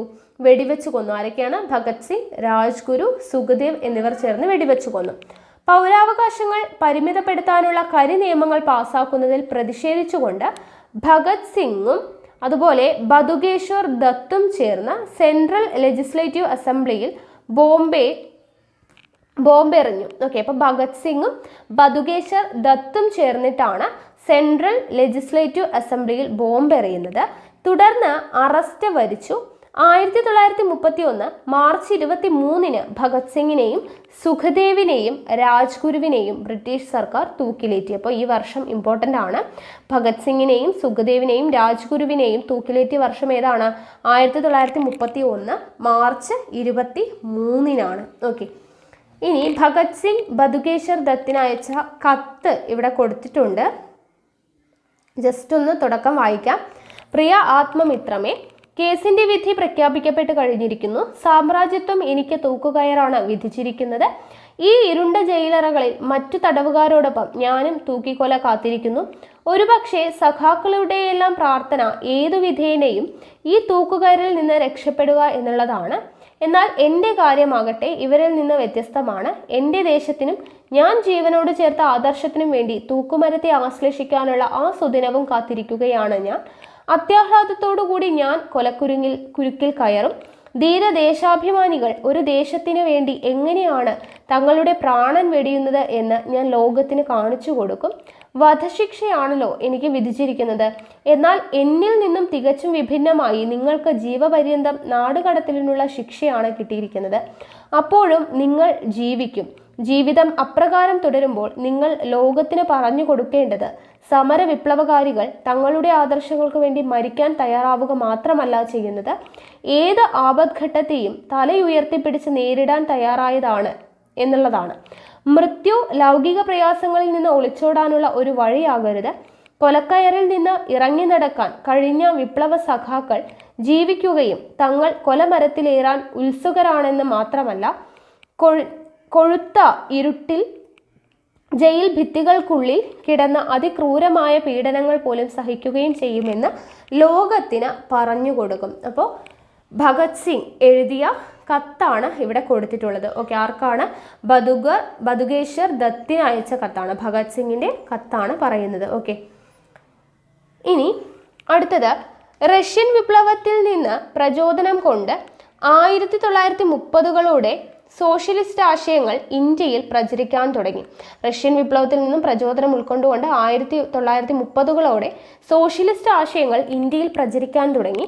ആ ആശയങ്ങൾ കോൺഗ്രസിനുള്ളിലെ ഒരു വിഭാഗത്തെയും സ്വാധീനിച്ചു. ജവഹർലാൽ നെഹ്റു, സുഭാഷ് ചന്ദ്രബോസ്, ജയപ്രകാശ് നാരായൺ, അരുണ ആസഫ് അലി എന്നിവർ ചേർന്ന് കോൺഗ്രസ് പാർട്ടിക്കുള്ളിൽ കോൺഗ്രസ് സോഷ്യലിസ്റ്റ് വിഭാഗത്തിന് നേതൃത്വം നൽകി. അപ്പോൾ കോൺഗ്രസ് സോഷ്യലിസ്റ്റ് വിഭാഗത്തിന് നേതൃത്വം നൽകിയത് ആരൊക്കെയാണ്? ജവഹർലാൽ നെഹ്റു, സുഭാഷ് ചന്ദ്രബോസ്, ജയപ്രകാശ് നാരായൺ, അരുണ ആസഫ് അലി എന്നിവർ ചേർന്നിട്ടാണ് കോൺഗ്രസ് പാർട്ടിക്കുള്ളിൽ തന്നെ കോൺഗ്രസ് സോഷ്യലിസ്റ്റ് വിഭാഗത്തിന് നേതൃത്വം നൽകുന്നത്. 1934 ബോംബെയിൽ ചേർന്ന സമ്മേളനത്തിൽ ജയപ്രകാശ് നാരായണിന്റെ നേതൃത്വത്തിൽ കോൺഗ്രസ് സോഷ്യലിസ്റ്റ് പാർട്ടി രൂപം കൊണ്ടു. അപ്പോൾ എപ്പോഴാണ്? 1934 ബോംബെയിൽ ചേർന്ന സമ്മേളനത്തിൽ വെച്ചിട്ടാണ് ജയപ്രകാശ് നാരായണിന്റെ നേതൃത്വത്തിലാണ് സോഷ്യലിസ്റ്റ് പാർട്ടി രൂപം കൊള്ളുന്നത്. ക്വിറ്റ് ഇന്ത്യ സമര കാലഘട്ടത്തിൽ കോൺഗ്രസ് സോഷ്യലിസ്റ്റ് പാർട്ടി പ്രവർത്തകർ വളരെ സജീവമായിരുന്നു. ഗാന്ധിജി അടക്കമുള്ള കോൺഗ്രസിന്റെ മുൻനിര നേതാക്കളെല്ലാം അറസ്റ്റിലായപ്പോൾ ഒളിവിൽ നിന്നുകൊണ്ട് സമരത്തിന് ശക്തമായ പിന്തുണ നൽകിയത് ജയപ്രകാശ് നാരായണനും അരുണ ആസഫ് അലി തുടങ്ങിയവരാണ്. ഓക്കെ, ഇനി ഇവിടെ നോക്കുക. അഭിനവ് ഭാരത് സൊസൈറ്റി ആരാണ് നേതൃത്വം നൽകിയത്? VD സവർക്കർ ആണ് അഭിനവ് ഭാരത് സൊസൈറ്റി. അനുശീലൻ സമിതി ആരാണ്? ബരീന്ദർ കുമാർ ഘോഷ്, പുലിൻ ബിഹാരി ദാസ്. ഗദാർ പാർട്ടി ലാൽ ഹർദയാൽ ആണ് രൂപം കൊടുത്തത്. Gadar party Lal Hardayal. Indian Republican army Surya Sen ആണ്. എപ്പോഴും ചോദിക്കുന്നതാണ് കേട്ടോ, ഇത് വളരെയധികം ഇമ്പോർട്ടൻ്റ് ആണ്, നോക്കുക. ഇനി ഗാന്ധിയൻ സമരരീതികളോട് പല ഘട്ടങ്ങളിലും വിയോജിപ്പ് പ്രകടിപ്പിച്ച ആളാണ് ആര്? സുഭാഷ് ചന്ദ്രബോസ്. കോൺഗ്രസ് വിട്ട അദ്ദേഹം ഫോർവേഡ് ബ്ലോക്ക് എന്ന രാഷ്ട്രീയ പാർട്ടിക്ക് രൂപം നൽകി. അപ്പോൾ ഫോർവേഡ് ബ്ലോക്ക് എന്ന് പറയുന്ന രാഷ്ട്രീയ പാർട്ടിക്ക് രൂപം നൽകിയത് ആരാണ്? സുഭാഷ് ചന്ദ്രബോസ് ആണ്. അദ്ദേഹം ഗാന്ധിയൻ സമര രീതികളോട് പല ഘട്ടങ്ങളിലും വിയോജിപ്പ് പ്രകടിപ്പിച്ചിരുന്നു. ഫോർവേഡ് ബ്ലോക്ക് എന്ന് പറയുന്ന ഒരു രാഷ്ട്രീയ പാർട്ടിക്ക് സുഭാഷ് ചന്ദ്രബോസ് രൂപം നൽകി. പിന്നീട് ഇന്ത്യയുടെ സ്വാതന്ത്ര്യത്തിനായിട്ട് റാഷ് ബിഹാരി ബോസ് രൂപീകരിച്ച ഇന്ത്യൻ നാഷണൽ ആർമിയുടെ നേതൃത്വം അദ്ദേഹം ഏറ്റെടുത്തു. ഇത് നമ്മൾ പഠിച്ചതാണ് അല്ലേ? റാഷ് ബിഹാരി ബോസ് രൂപീകരിച്ച ഇന്ത്യൻ നാഷണൽ ആർമി, അതിൻ്റെ നേതൃത്വം സുഭാഷ് ചന്ദ്രബോസ് ഏറ്റെടുത്തു. സിംഗപ്പൂരിൽ വെച്ച് സ്വതന്ത്ര ഭാരതത്തിന് ഒരു താൽക്കാലിക ഗവൺമെന്റ് അദ്ദേഹത്തിന്റെ നേതൃത്വത്തിൽ രൂപീകരിച്ചു. ബ്രിട്ടീഷുകാരെ ഇന്ത്യൻ മണ്ണിൽ നിന്ന് തൂത്തെറിയാനുള്ള സമരം നടത്തുക എന്നതായിരുന്നു താൽക്കാലിക ഗവൺമെന്റിന്റെ പ്രധാന ചുമതല. ഇന്ത്യൻ നാഷണൽ ആർമിയുടെ വനിതാ വിഭാഗമായിട്ട് ഝാൻസി റാണി റെജിമെന്റ് രൂപീകരിച്ചു. ഓക്കെ, ഇന്ത്യൻ നാഷണൽ ആർമിയുടെ വനിതാ വിഭാഗമായിട്ട് ഝാൻസി റാണി റെജിമെന്റ് രൂപീകരിച്ചു. ഇതിന്റെ ചുമതല മലയാളിയായിട്ടുള്ള ആരാണ്? ക്യാപ്റ്റൻ ലക്ഷ്മിക്കായിരുന്നു. ഓക്കെ, ഝാൻസി റാണി റെജിമെന്റിന്റെ ചുമതല ക്യാപ്റ്റൻ ലക്ഷ്മിക്കായിരുന്നു. ജപ്പാന്റെ സഹായത്തോടെ സുഭാഷ് ചന്ദ്രബോസിന്റെ നേതൃത്വത്തിലുള്ള ഇന്ത്യൻ നാഷണൽ ആർമി ഇന്ത്യയുടെ വടക്കുകിഴക്കൻ അതിർത്തി വരെ എത്തുകയും ഇംഫാലിൽ ദേശീയ പതാക ഉയർത്തുകയും ചെയ്തു. അടുത്തത് തൊഴിലാളി കർഷക പ്രസ്ഥാനങ്ങളാണ് പറയുന്നത്. ഇവിടെ വാഞ്ചി അയ്യരെ കുറിച്ച് പറഞ്ഞിട്ടുണ്ട്, നോക്കാം. ഓക്കെ, ഇന്ത്യൻ സ്വാതന്ത്ര്യ സമരത്തിലെ ദക്ഷിണേന്ത്യയിലെ ആദ്യത്തെ രക്തസാക്ഷിയാണ് വാഞ്ചി അയ്യർ. ഇന്ത്യൻ സ്വാതന്ത്ര്യ സമരത്തിലെ ദക്ഷിണേന്ത്യയിലെ ആദ്യത്തെ രക്തസാക്ഷി ആരാണ്? വാഞ്ചി അയ്യർ ആണ്. ജനകീയ പ്രക്ഷോഭങ്ങൾ നിഷ്ഠൂരമായി അടിച്ചമർത്തിയിരുന്ന തിരുനെൽവേലി ജില്ലാ കളക്ടർ ആയിരുന്ന റോബർട്ട് വില്യം ഡെസ്കോട്ട് ആഷയെ, അപ്പോൾ തിരുനെൽവേലി ജില്ലാ കളക്ടർ ആരായിരുന്നു? റോബർട്ട് വില്യം ഡെസ്കോട്ട് ആഷയെ 1911 ജൂലൈ 17 തമിഴ്നാട്ടിലെ മനിയാച്ചി റെയിൽവേ സ്റ്റേഷനിൽ വച്ച് വെടിവെച്ചു കൊന്നു. ബ്രിട്ടീഷുകാർക്ക് പിടികൊടുക്കാതെ ആ പ്ലാറ്റ്ഫോമിൽ തന്നെ അദ്ദേഹവും ആത്മാഹുതി ചെയ്തു. വാഞ്ചി അയ്യരുടെ പ്രവൃത്തിയെപ്പറ്റി മാഡം കാമ തന്റെ വന്ദേമാതരം പ്രസിദ്ധീകരണത്തിൽ ഇങ്ങനെ എഴുതി. എന്താണ്? വാഞ്ചി ഉതിർത്ത വെടിയുണ്ടകൾ നൂറ്റാണ്ടുകളായി അടിമത്തത്തിലായിരുന്ന ഒരു രാജ്യത്തെ ഗാഢനിദ്രയിൽ നിന്നും ഉണർത്തി. അപ്പം ഇമ്പോർട്ടൻ്റ് ആണ്. ഇന്ത്യൻ സ്വാതന്ത്ര്യ സമരത്തിലെ ദക്ഷിണേന്ത്യയിലെ ആദ്യത്തെ രക്തസാക്ഷി ആരാണ്? വാഞ്ചി അയ്യർ ആണ്. ഇനി അടുത്തത് തൊഴിലാളി കർഷക പ്രസ്ഥാനങ്ങളാണ്. റഷ്യൻ വിപ്ലവത്തെ തുടർന്ന് സോഷ്യലിസ്റ്റ് ആശയങ്ങളുടെ സ്വാധീനം ഇന്ത്യയിൽ തൊഴിലാളി പ്രസ്ഥാനങ്ങൾ രൂപീകരിക്കുന്നതിന് ഇടയാക്കി. ആദ്യകാലത്ത് ഇന്ത്യയിൽ രൂപീകരിക്കപ്പെട്ട തൊഴിലാളി സംഘടനകൾ ഏതൊക്കെയാണ് എന്നാണ് പറയുന്നത്. Ahmedabad textile association, Madras labour union. Okay, ഏതൊക്കെയാണ്? Ahmedabad textile association, Madras labour union എന്നിവയാണ്. 1920 NM ജോഷി, ലാലാ ലജ്പത് റായ് എന്നിവർ മുൻകൈയെടുത്ത് അഖിലേന്ത്യാ ട്രേഡ് യൂണിയൻ കോൺഗ്രസ് രൂപീകരിച്ചു. അഖിലേന്ത്യാ ട്രേഡ് യൂണിയൻ കോൺഗ്രസ് രൂപീകരിച്ചത് ആരൊക്കെയാണ്? NM ജോഷിയും ലാലാ ലജ്പത് റായും കൂടെ ചേർന്നിട്ടാണ്. ഈ സംഘടനയുടെ പ്രധാനപ്പെട്ട 3 ലക്ഷ്യങ്ങളാണ്. അഖിലേന്ത്യാ ട്രേഡ് യൂണിയൻ കോൺഗ്രസിന്റെ പ്രധാനപ്പെട്ട 3 ലക്ഷ്യങ്ങളാണ്. 1. തൊഴിലാളി വർഗം എന്ന നിലയിൽ സംഘടിക്കുകയും പ്രവർത്തിക്കുകയും ചെയ്യുക. 2. ഇന്ത്യൻ തൊഴിലാളി വർഗം രാജ്യത്തിന് പുറത്തുള്ള തൊഴിലാളി വർഗവുമായി ചേർന്ന് പ്രവർത്തിക്കുക. 3 സ്വാതന്ത്ര്യത്തിന് വേണ്ടിയുള്ള പോരാട്ടത്തിൽ സജീവ പങ്ക് വഹിക്കുക. എന്തൊക്കെയാണ് അഖിലേന്ത്യാ ട്രേഡ് യൂണിയൻ കോൺഗ്രസിന്റെ ലക്ഷ്യങ്ങൾ? തൊഴിലാളി വർഗം എന്ന നിലയിൽ സംഘടിക്കുകയും പ്രവർത്തിക്കുകയും ചെയ്യുക, ഇന്ത്യൻ തൊഴിലാളി വർഗം രാജ്യത്തിന് പുറത്തുള്ള തൊഴിലാളി വർഗവുമായി ചേർന്ന് പ്രവർത്തിക്കുക, സ്വാതന്ത്ര്യത്തിന് വേണ്ടിയുള്ള പോരാട്ടത്തിൽ സജീവ പങ്കുവഹിക്കുക. ഓക്കെ, അടുത്തത് ബ്രിട്ടീഷുകാരുടെ നികുതി നയങ്ങളും ജമീന്ദാർമാരുടെ ചൂഷണവും കാർഷിക ഉൽപ്പന്നങ്ങൾക്കുണ്ടായ വിലയിടിവും കർഷകരുടെ ഇടയിൽ കൂട്ടായ്മയുടെ ആവശ്യകത ബോധ്യപ്പെടുത്തിയത് നമ്മൾ പഠിച്ചതാണ് അല്ലെ. ബ്രിട്ടീഷുകാരുടെ നികുതി നയങ്ങളും ജമീന്ദാർമാരുടെ ചൂഷണവും കാർഷിക ഉൽപ്പന്നങ്ങൾക്കുണ്ടായ വിലയിടിവും കർഷകരുടെ ഇടയിൽ കൂട്ടായ്മയുടെ ആവശ്യകതയും ബോധ്യപ്പെടുത്തി. ഇത് കർഷക പ്രസ്ഥാനങ്ങളുടെ രൂപീകരണത്തിന് കാരണമായി.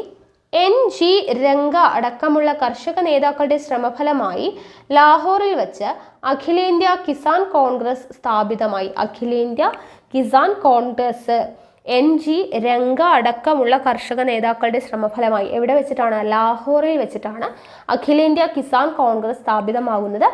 പിൽക്കാലത്ത് ഇത് അഖിലേന്ത്യാ കിസാൻ സഭ എന്ന പേര് സ്വീകരിച്ചു. ബോംബെയിലെ അഖിലേന്ത്യാ കിസാൻ സമിതി സമ്മേളനത്തിൽ വെച്ച് കർഷകരുടെ ആവശ്യങ്ങൾ ഉൾക്കൊള്ളിച്ചുകൊണ്ട് ഒരു കിസാൻ മാനിഫെസ്റ്റോയ്ക്ക് രൂപം നൽകി. ഓക്കെ, അപ്പോൾ ഇതിൽ ഉൾപ്പെടുത്തിയിരിക്കുന്ന ചില ആവശ്യങ്ങൾ, കിസാൻ മാനിഫെസ്റ്റോയിൽ ഉൾപ്പെടുത്തിയിരിക്കുന്ന ആശയങ്ങൾ എന്തൊക്കെയാണ്? ഭൂനികുതിയും പാട്ടവും 50% കുറയ്ക്കുക, കടങ്ങൾ മരവിപ്പിക്കുക, ഫ്യൂഡൽ നികുതികൾ റദ്ദാക്കുക, കർഷക തൊഴിലാളികൾക്ക് മിനിമം വേതനം ഉറപ്പാക്കുക, കർഷക യൂണിയനുകളെ അംഗീകരിക്കുക എന്നിവയാണ്. ഓക്കെ, അപ്പോൾ കിസാൻ മാനിഫെസ്റ്റോയിലുള്ള ആശയങ്ങൾ എന്തൊക്കെയാണ്? ഭൂനികുതിയും പാട്ടവും 50% കുറയ്ക്കുക, കടങ്ങൾ മരവിപ്പിക്കുക, ഫ്യൂഡൽ നികുതികൾ റദ്ദാക്കുക, കർഷക തൊഴിലാളികൾക്ക് മിനിമം വേതനം ഉറപ്പാക്കുക, കർഷക യൂണിയനുകളെ അംഗീകരിക്കുക.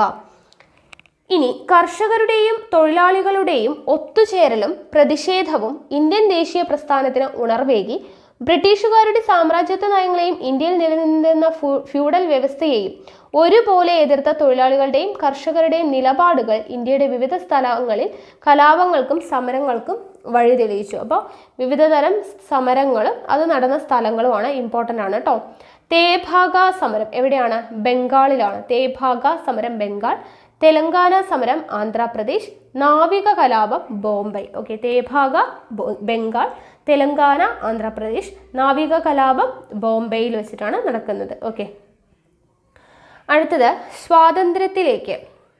രണ്ടാം ലോക യുദ്ധം ലോകത്താകമാനം സാമ്രാജ്യത്വത്തിന്റെ തകർച്ചയ്ക്ക് കാരണമായി. ബ്രിട്ടൻ സാമ്പത്തികമായി ദുർബലമാവുകയും അതുവഴി കോളനികൾ നിലനിർത്താനുള്ള ശേഷി നഷ്ടപ്പെടുകയും ചെയ്തു. ഏഷ്യയിലും ആഫ്രിക്കയിലും സ്വാതന്ത്ര്യ സമരങ്ങൾ ശക്തിപ്പെട്ടതും ലോകത്തെ വൻ ശക്തികളായി വളർന്നു വന്ന അമേരിക്കയും സോവിയറ്റ് യൂണിയനും കോളനി വാഴ്ചയ്ക്കെതിരായി നിലപാടെടുത്തതും ഇന്ത്യക്ക് സ്വാതന്ത്ര്യം നൽകാൻ ബ്രിട്ടനെ നിർബന്ധിതമാക്കി. ഇന്ത്യയോട് അനുഭാവം പുലർത്തിയിരുന്ന ക്ലെമന്റ് ആറ്റ്ലിയുടെ നേതൃത്വത്തിൽ ലേബർ പാർട്ടി ബ്രിട്ടനിൽ അധികാരത്തിൽ വന്നതും. അപ്പോൾ ലേബർ പാർട്ടി ബ്രിട്ടനിൽ അധികാരത്തിൽ വന്നത് ആരുടെ നേതൃത്വത്തിലാണ്? ക്ലെമന്റ് ആറ്റ്ലിയുടെ നേതൃത്വത്തിലാണ്. അപ്പോൾ അങ്ങനെ അധികാരത്തിൽ വന്നതും സ്വാതന്ത്ര്യ സമ്പാദനം എളുപ്പമാക്കി. എന്നാൽ മുഹമ്മദ് അലി ജിന്നയുടെ നേതൃത്വത്തിൽ സർവേന്ത്യ ലീഗ് പാകിസ്ഥാൻ എന്ന പ്രത്യേക രാജ്യം വേണമെന്ന് ആവശ്യപ്പെട്ടു. അപ്പോൾ പാകിസ്ഥാൻ എന്ന് പറയുന്ന ഒരു പ്രത്യേക രാജ്യം വേണമെന്ന് ആവശ്യപ്പെട്ടുകൊണ്ട് സർവേന്ത്യ ലീഗ് കൊണ്ടുവന്നത് ആരാണ്? മുഹമ്മദ് അലി ജിന്നയാണ്. തുടർന്ന് ഈ പ്രശ്നം പരിഹരിച്ച് ഇന്ത്യക്ക് സ്വാതന്ത്ര്യം നൽകാനുള്ള പ്രവർത്തനങ്ങൾക്കായി മൗണ്ട് ബാറ്റൺ പ്രഭുവിനെ ഇന്ത്യയുടെ വൈസ്രോയി ആയി നിയമിച്ചു. ഓക്കെ, മൗണ്ട് ബാറ്റൺ പ്രഭുവിനെയാണ് ഇന്ത്യയുടെ വൈസ്രോയി ആയി നിയമിക്കുന്നത്. ഇന്ത്യയെ വിഭജിക്കാതെ അധികാര കൈമാറ്റം സാധ്യമല്ലെന്ന് വാദിച്ച മൗണ്ട് ബാറ്റൺ അതിനുവേണ്ടി തയ്യാറാക്കിയതാണ് മൗണ്ട് ബാറ്റൺ പദ്ധതി. ഓക്കെ, അപ്പോൾ ഇന്ത്യയെ വിഭജിക്കാതെ അധികാര കൈമാറ്റം സാധ്യമല്ല എന്ന് വാദിച്ചത് ആരാണ്? മൗണ്ട് ബാറ്റൺ ആണ്. അതിനുവേണ്ടി തയ്യാറാക്കിയതാണ് മൗണ്ട് ബാറ്റൺ പദ്ധതി. അപ്പോൾ മൗണ്ട് ബാറ്റൺ പദ്ധതി അനുസരിച്ച് മുസ്ലിങ്ങൾക്ക് ഭൂരിപക്ഷമുള്ള പ്രദേശത്ത് അവർ ആഗ്രഹിക്കുകയാണെങ്കിൽ ഒരു പ്രത്യേക രാജ്യം അനുവദിക്കേണ്ടതാണ്. പഞ്ചാബും ബംഗാളും 2ആയി വിഭജിക്കേണ്ടതാണ്. വടക്കു പടിഞ്ഞാറൻ അതിർത്തി സംസ്ഥാനം പാകിസ്ഥാനിൽ ചേർക്കണമോ വേണ്ടയോ എന്ന് തീരുമാനിക്കുന്നതിന് ഒരു ഹിതപരിശോധന നടത്തുന്നതാണ്. ബംഗാളിലെയും പഞ്ചാബിലെയും ഹിന്ദു മുസ്ലിം സംസ്ഥാനങ്ങളുടെ അതിർത്തി നിർണ്ണയിക്കുന്നതിന് ഒരു അതിർത്തി നിർണയ കമ്മീഷനെ നിയമിക്കുന്നതാണ്. ഇത്രയാണ് മൗണ്ട് ബാറ്റൺ പദ്ധതിയിൽ പറഞ്ഞുകൊണ്ടിരുന്നത്. കോൺഗ്രസും സർവേന്ത്യ ലീഗും എന്ത് ചെയ്തു? ഈ പദ്ധതി അംഗീകരിച്ചു. മൗണ്ട് ബാറ്റൻ പദ്ധതി കോൺഗ്രസും സർവേന്ത്യ ലീഗും അംഗീകരിച്ചു. എന്നാൽ ഖാൻ അബ്ദുൽ ഗാഫർ ഖാനെ പോലുള്ള ദേശീയവാദികൾ ഇതിനെ എതിർത്തു. 1947 ജൂലൈയിൽ ബ്രിട്ടീഷ് പാർലമെന്റ് ഇന്ത്യൻ സ്വാതന്ത്ര്യ നിയമം പാസാക്കി. അപ്പൊ ഇന്ത്യൻ സ്വാതന്ത്ര്യ നിയമം പാസാക്കിയത് എപ്പോഴാണ്? 1947 ജൂലൈയിലാണ് ബ്രിട്ടീഷ് പാർലമെന്റ് ഇന്ത്യൻ സ്വാതന്ത്ര്യ നിയമം, ഇന്ത്യൻ ഇൻഡിപെൻഡൻസ് ആക്ട് പാസാക്കുന്നത്. ഇന്ത്യ, പാകിസ്ഥാൻ എന്നീ 2 സ്വതന്ത്ര രാജ്യങ്ങൾ നിലവിൽ വന്നു. ഓക്കെ, അപ്പൊ ഇന്ത്യ, പാകിസ്ഥാൻ എന്നീ 2 സ്വതന്ത്ര രാജ്യങ്ങൾ നിലവിൽ വന്നു. സ്വതന്ത്ര ഇന്ത്യയുടെ ആദ്യത്തെ പ്രധാനമന്ത്രിയായി ആര് വന്നു? ജവഹർലാൽ നെഹ്റു സത്യപ്രതിജ്ഞ ചെയ്ത് അധികാരമേറ്റു. നമുക്കറിയുന്നതാണ് അല്ലെ. ഇന്ത്യയുടെ സ്വാതന്ത്ര്യ സമരം ഒരു ബഹുജന ദേശീയ സമരമായി മാറിയത് എങ്ങനെയാണ് എന്നാണ് നമ്മൾ ഇത്രയും നേരം നോക്കിയത് അല്ലെ. അപ്പൊ ഗാന്ധിജിയുടെ ആശയങ്ങളും സമര രീതികളുമാണ് ഇതിൽ പ്രധാന പങ്ക് വഹിച്ചത്. ഗാന്ധിയൻ രീതിയിൽ നിന്ന് വ്യത്യസ്തമായ സമരമാർഗങ്ങൾക്കും ഈ കാലഘട്ടം സാക്ഷ്യം വഹിച്ചു. ഇത്തരത്തിൽ വ്യത്യസ്ത ധാരകളിലൂടെ ശക്തി പ്രാപിച്ച ദേശീയ പ്രസ്ഥാനത്തിന്റെ ഫലമായിരുന്നു 1947 ഓഗസ്റ്റ് 15 ഇന്ത്യക്ക് ലഭിച്ച സ്വാതന്ത്ര്യം. അങ്ങനെ ഇന്ത്യക്ക് സ്വാതന്ത്ര്യം ലഭിച്ചു. അതിൻ്റെ ഇടയിൽ അതിർത്തി ഗാന്ധി എന്ന് പറഞ്ഞൊരു കോളം നമ്മൾ വിട്ടു. നമ്മൾ പഠിച്ചത് തന്നെയാണ് കഴിഞ്ഞ ഒരു ചാപ്റ്ററിൽ അല്ലേ. ദ്വിരാഷ്ട്രവാദത്തെയും ഇന്ത്യയുടെ വിഭജനത്തെയും ശക്തമായി എതിർത്തിരുന്ന നേതാവാണ് ഖാൻ അബ്ദുൽ ഗാഫർ ഖാൻ. ഇന്ത്യയുടെ വടക്കു പടിഞ്ഞാറൻ അതിർത്തി പ്രദേശങ്ങളിൽ നിരവധി സമരങ്ങൾക്ക് നേതൃത്വം നൽകിയ അദ്ദേഹത്തെ ഇന്ത്യയുടെ വിഭജനം ദുഃഖിപ്പിച്ചു. ഹിന്ദു മുസ്ലിം ഐക്യത്തിനു വേണ്ടി നിലകൊണ്ട അദ്ദേഹം അതിർത്തി ഗാന്ധി എന്നറിയപ്പെട്ടു. ഇന്ത്യ ഗവൺമെന്റിന്റെ പരമോന്നത ബഹുമതിയായ ഭാരതരത്ന നൽകി രാഷ്ട്രം അദ്ദേഹത്തെ ആദരിച്ചു. അപ്പോൾ അതിർത്തി ഗാന്ധി എന്നറിയപ്പെടുന്നത് ഖാൻ അബ്ദുൽ ഗാഫർ ഖാൻ ആണെന്നുള്ളത് ഓർത്തിരിക്കുക. ഓക്കെ, അപ്പോൾ അങ്ങനെ നമ്മുടെ ഇന്ത്യക്ക് സ്വാതന്ത്ര്യം കിട്ടി.